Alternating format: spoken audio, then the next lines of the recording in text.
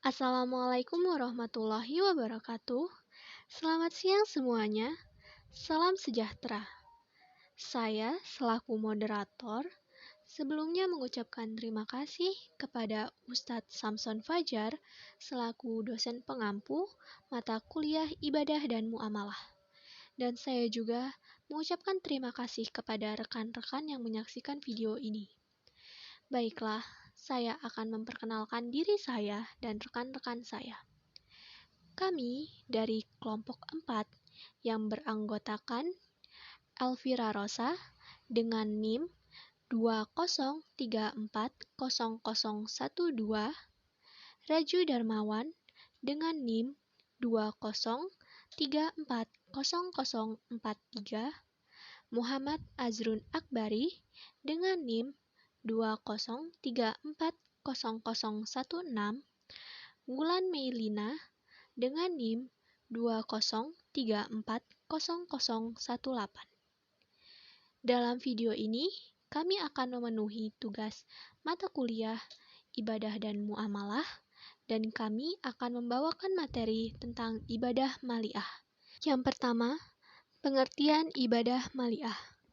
Ibadah maliyah adalah amalan-amalan ibadah yang lebih banyak dilakukan dengan sarana harta benda atau ibadah yang diwujudkan dalam bentuk pemberian harta atau terkait dengan harta, yaitu menggunakan harta yang Allah karuniakan untuk apa-apa yang Allah cintai dan ridhoi, seperti halnya zakat, infak, sedekah, kurban, akikah, dan yang lainnya. Ibadah harta atau ibadah maliyah merupakan investasi amal yang tidak akan berhenti pahalanya, walaupun yang bersangkutan sudah meninggal, dan amal tersebut disebut dengan amal jariah. Harta yang dititipkan kepada manusia harus dijadikan sebagai bekal kepada Allah Subhanahu wa Ta'ala. Banyak harta harus mendorong seseorang untuk lebih banyak beribadah kepadanya. Harta yang dijadikan sebagai bekal dan sarana ibadah berarti harta yang bermanfaat dan akan membuahkan berkah kepada harta dan kehidupan yang bersangkutan. Dan kewajiban bersyukur atas nikmat harta harus dibuktikan dengan cara menggunakan harta tersebut sebagai sarana ibadah kepada Allah Subhanahu wa Ta'ala. Pelaksanaan tugas ibadah kepada Allah Subhanahu wa Ta'ala tidak hanya diwujudkan dalam bentuk ibadah fisik saja, tetapi juga harus diwujudkan dalam bentuk ibadah harta. Ibadah harta termasuk ibadah yang penting dalam syariat Islam. Seperti yang sudah dijelaskan di dalam surat Al-Baqarah ayat 195 yang artinya, dan belanjakanlah harta bendamu di jalan Allah, dan janganlah kamu menjatuhkan dirimu sendiri ke dalam kebinasaan. Dan berbuat baiklah, karena sesungguhnya Allah menyukai orang-orang yang berbuat baik. Dan juga disebutkan dalam Quran surat Al-Baqarah ayat 215, yang artinya, mereka bertanya tentang apa saja yang mereka nafkahkan. Jawablah, apa saja harta yang kamu nafkahkan, hendaklah diberikan kepada ibu bapak, kaum kerabat, anak-anak yatim, orang-orang miskin, dan orang-orang yang sedang dalam perjalanan. Dan apa saja kebaikan yang kamu buat, maka sesungguhnya Allah Maha mengetahuinya. B. Macam-macam ibadah maliyah. Di antaranya, pertama, zakat. Zakat merupakan istilah bahasa artinya tumbuh, berkat atau kebaikan. Menurut istilah, artinya kadar harta tertentu yang harus diberikan kepada kelompok-kelompok tertentu dengan berbagai syarat. Zakat adalah salah satu rukun Islam yang kelima. Hukumnya fardu, wajib atas tiap-tiap orang yang cukup syarat-syaratnya. Zakat mulai diwajibkan pada tahun kedua Hijriyah. Kedua, infak. Infak berasal dari kata nafaka yang berarti telah lewat, berlalu, habis, mengeluarkan isi, menghabiskan miliknya, atau belanja. Menurut istilah, infak adalah pengeluaran harta yang baik dalam ketaatan atau hal-hal yang diperbolehkan. Perbedaan antara infak dan zakat terletak pada standar, ukuran, waktu, dan mustahiknya. Jika zakat sudah ditentukan sebagaimana 5 unsur utama zakat, maka infak tidak ditentukan standar ukurannya, waktu penunaian, dan mustahiknya, tidak terpaku sebagaimana dalam Quran Surat At-Taubah ayat 60. 3. Sodakoh. Ibadah harta pada umumnya disebut sodakoh. Sodakoh yang wajib dan ditentukan standar pelaksanaannya disebut zakat. Sodakoh yang wajib tapi tidak ditentukan standar pelaksanaannya disebut infak. Adapun sodakoh yang sunat disebut dengan kata sodakoh itu sendiri. Sodakoh berasal dari kata ash-shiduk yang berarti benar, jujur. Falsafahnya, sodakoh merupakan bukti bahwa seseorang memiliki keyakinan, akidah yang benar, jalan hidup syariah yang benar, dan berperilaku akhlak yang benar. Selain itu, sodakoh merupakan manifestasi kejujuran seseorang dalam kepemilikan harta. Menurut istilahnya, sodakoh adalah sesuatu yang diberikan untuk mendekatkan diri kepada Allah Ta'ala. Keempat, fidyah. Fidyah adalah menempatkan sesuatu pada tempat lain sebagai tembusan penggantinya, baik berupa makanan atau lainnya. Fidyah juga berarti kewajiban manusia mengeluarkan sejumlah harta untuk menutupi ibadah yang ditinggalkannya. Fidyah syaum wajib dilakukan oleh seseorang yang tak sanggup karena kepayahannya dalam melakukan syaum fardu, khususnya di bulan Ramadan, sebagai salah satu bentuk dispensasi yang diberikan Allah kepada mereka, karena Allah tidak membebani hamba-hambanya melainkan sesuatu dengan kemampuannya. Selain itu juga, Allah tidak pernah menjadikan syariat yang diturunkannya menyulitkan hamba-hambanya. Landasan normatif yang dititahkan Allah mengenai hal ini adalah firman-Nya dalam Al-Quran. Wajib bagi orang-orang yang berat melakukan syaum, jika mereka tidak syaum, memberi fidyah, yaitu dengan memberi makan orang miskin. Quran Surat Al-Baqarah ayat 184. Kelima, kifarat. Kifarat sumpah, bersumpah palsu. Salah satu caranya adalah dengan memberi makan 10 orang miskin, yaitu dari makanan yang biasa diberikan kepada keluarga sendiri, atau memberi pakaian kepada mereka, atau memerdekakan mereka hamba sahaya. Dalam hadis riwayat Muslim juga diterangkan bahwa kifarat nazhar yang tidak dapat dilakukan sama dengan kifarat sumpah. Kifarat syaum sebagai akibat melakukan pelanggaran syaum, melakukan jima atau persetubuhan pada siang hari di bulan Ramadan. Bagi mereka yang wajib melakukan syaum Ramadan, selain bisa dengan memerdekakan hamba sahaya, bisa juga dengan melakukan syaum selama 2 bulan berturut-turut, tetapi juga bisa dengan memberi makan kepada 60 orang fakir miskin. Kifarat zihar mengharamkan istri dengan mempersamakannya dengan ibu sendiri adalah dengan memberikan makan 60 orang miskin. Selain itu, bisa juga dengan memerdekakan hamba sahaya atau melakukan syaum selama 2 bulan berturut-turut. Pelaksanaan atau memenuhi kifarat zihar diwajibkan kepada suami sebelum kembali melakukan skema lagi kepada istrinya.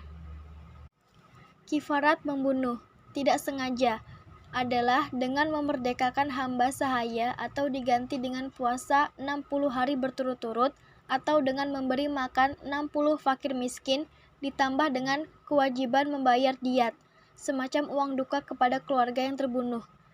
Memberi diat ditetapkan sesuai dengan kesepakatan, karena sesuatu tindakan menghilangkan nyawa seseorang dengan tidak sengaja juga sebagai tembusan bila ada maaf dari pihak keluarga terbunuh. Yang keenam, kurban. Udhiyah adalah penyembelihan binatang tertentu pada hari raya kurban, Idul Adha atau hari Tasyrik dengan niat tabaruk atau kurban mendekatkan diri kepada Allah. Udhiyah sebenarnya sudah menjadi syariat para nabi dan rasul Allah. Setiap nabi melakukan ibadah kurban.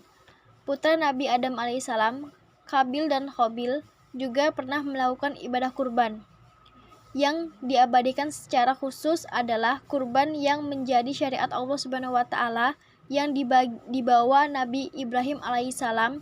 Kemudian syariat itu dilestarikan menjadi syariat Nabi Muhammad SAW atas legitimasi dan perintah Allah Subhanahu wa taala yang diabadikannya dalam Al-Qur'an surat Al-Kautsar ayat 2. Ketujuh, akidah.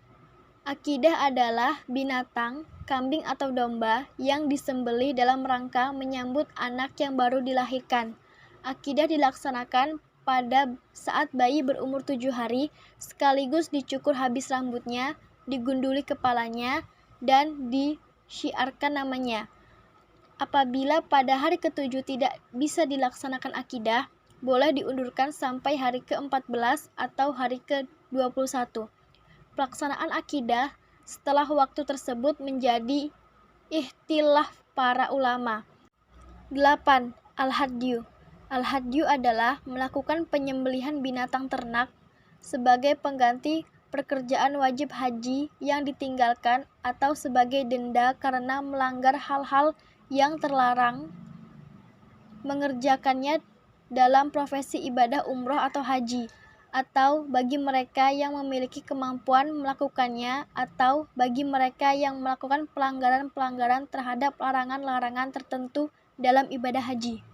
Al-Hadyu juga bisa mencakup segala bentuk penyembelihan binatang yang dilakukan di tanah haram, baik sebagai pemenuhan dam maupun karena hal-hal lainnya seperti nazar atau kurban.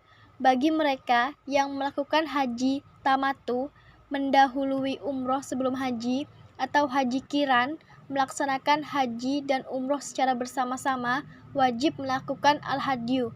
Kalau tidak melakukan al-hadyu, maka wajib berpuasa 10 hari yang pelaksanaan puasanya 3 hari di tanah suci dan 7 hari di tanah luar suci. 9. Dam. Dam adalah penyembelihan binatang tertentu sebagai sanksi terhadap pelanggaran atau karena meninggalkan sesuatu yang diperintahkan dalam rangka pelaksanaan ibadah haji dan umroh, atau karena mendahulukan umroh daripada haji, atau karena melakukan haji dan umroh secara bersama-sama. Dam juga diidentikan dengan al-hadyu, sekaligus tidak selalu sama. Dalam suatu hal, al-hadyu bisa lebih umum daripada dam, dan hal lain, dam bisa lebih umum daripada al-hadyu. Dam dilakukan bukan untuk membuat sesuatu yang rusak, batal menjadi sah atau yang kurang menjadi lengkap. Dam dilakukan sebagai salah satu bentuk ketaatan kepada Allah Subhanahu wa taala, sekaligus juga sebagai salah satu bentuk penghapusan atau kifarat atau pelanggaran dalam pelaksanaan ibadah. Urgensi ibadah maliyah. Urgensi ibadah maliyah sangat penting dilihat dari berbagai segi, antara lain: pertama, membersihkan harta dari kotoran kebaktilan, keserakahan, kekejaman, dan kezaliman terhadap kaum fakir miskin. Kedua adalah berfungsi ekonomi, membantu makanan bagi yang miskin atau memerlukan. Ketiga, memiliki fungsi sosial. Dengan memberikan zakat kepada fakir miskin, bisa menjaga keseimbangan hidup atau kesenjangan dan menghindari ketidakadilan sosial. Memupuk rasa kasih sayang dan kecintaan orang kaya kepada orang yang tidak memiliki harta, sehingga terjalin keterpaduan antara orang miskin dan orang kaya.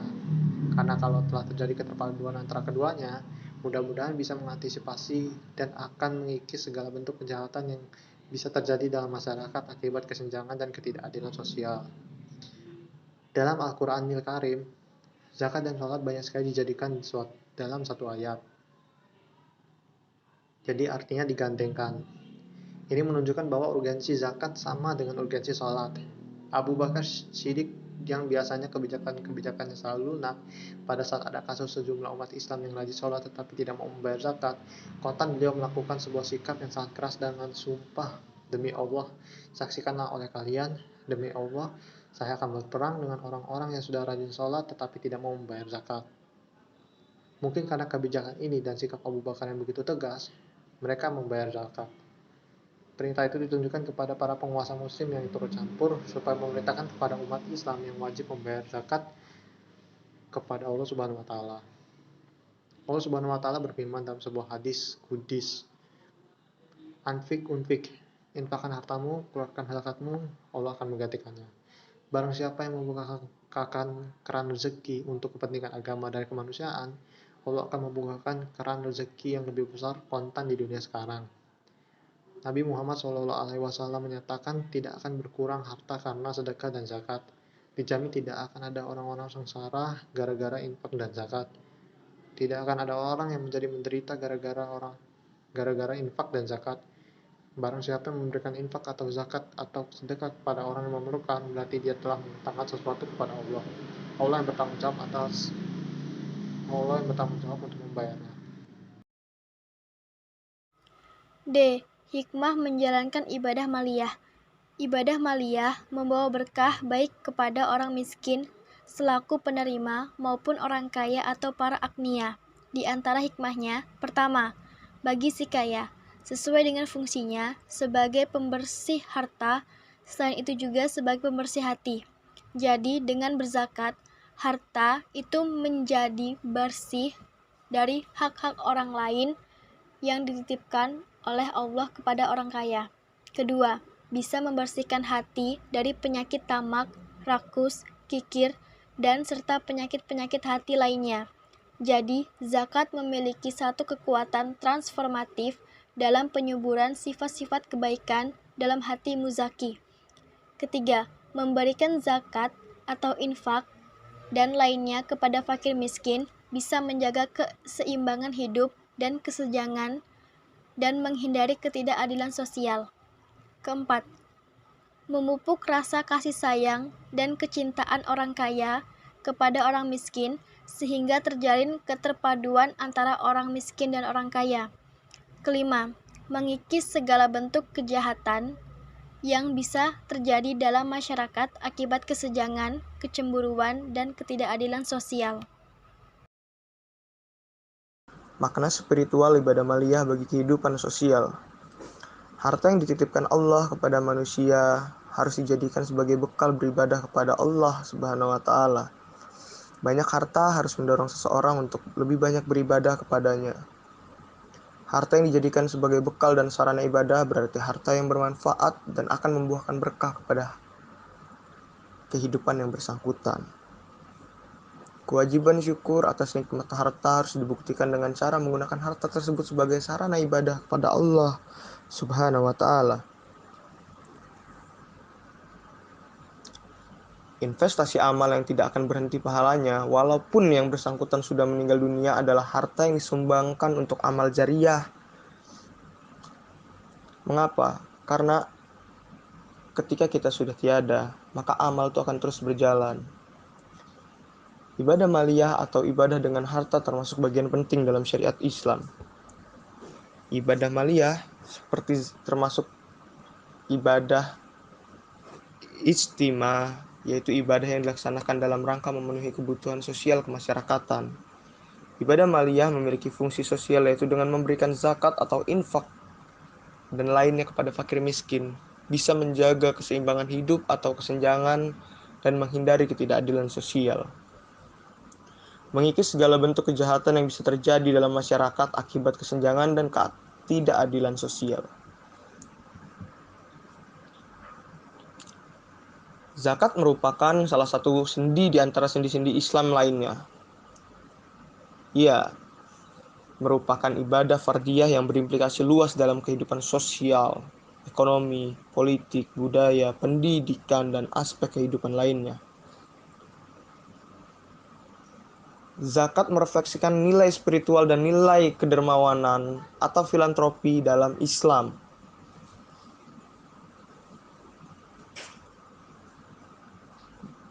Dua nilai penting yang terkandung dalam spirit ayat filantropi selalu mengandung dimensi ganda, dimensi kesolehan individual tercermin dalam takziat an-nufus dalam zakat. Pada satu sisi dan refleksi kesolehan sosial pada sisi lain seperti empati dan solidaritas pada sisi yang lain, zakat sebagai media takziat an-nufus dalam konteks di atas diungkapkan dalam dua istilah, yaitu membersihkan dan menyucikan. Membersihkan dalam konteks tersebut mengandung makna bahwa zakat itu membersihkan muzaki dari sifat kikir dan cinta yang berlebih-lebihan kepada harta benda. Sungguh pun cinta terhadap harta merupakan tabiat manusia yang bersifat inborn, sebagaimana digambarkan dalam Quran surah Ali Imran ayat 3 surah ke-14. Dijadikan indah dalam pandangan manusia kecintaan pada apa-apa yang diingini, yaitu wanita-wanita, anak-anak, dan harta yang banyak dari jenis emas, perak, kuda, dan binatang-binatang ternak, sawah. Itulah kesenangan hidup di dunia, dan di sisi Allah lah tempat kembali yang terbaik, yang insya Allah surga. Sedangkan istilah menyucikan dalam ayat di atas mengandung makna bahwa zakat memiliki satu kekuatan transformatif dalam menyuburkan sifat-sifat kebaikan dalam hati muzaki, dan harta benda yang mereka kembangkan menjadi suci lantaran terbayarnya hak-hak keadilan sosial kepada sesama manusia, terutama kepada mereka yang menjadi sasaran filantropi dalam Islam, yaitu orang-orang fakir, orang-orang miskin, pengurus-pengurus zakat, para mu'alaf yang dibujuk hatinya untuk memerdekakan budak-budak dan orang-orang yang berhutang untuk jalan Allah dan untuk mereka yang sedang dalam perjalanan. Filantropisme zakat dalam dinamika dan perkembangan secara historis memainkan peran ganda sebagai instrumen pelaksanaan kewajiban ritual yang berorientasi pada kepentingan individual yang bersifat vertikal, hablum minallah, dalam rangka takziat an-nufus sebagaimana dikatakan di atas pada satu sisi, juga sebagai instrumen ekonomi transformatif, yaitu dalam memberdayakan ekonomi dan pemecahan permasalahan kemiskinan umat pada satu sisi yang lainnya. Baiklah, sekian yang dapat kami bawakan dalam video ini tentang ibadah maliyah. Kepada para rekan-rekan, jika ada materi yang kami sampaikan belum begitu jelas, silakan ditanyakan pada saat sesi tanya jawab. Terima kasih atas perhatiannya. Saya akhiri. Wassalamualaikum warahmatullahi wabarakatuh.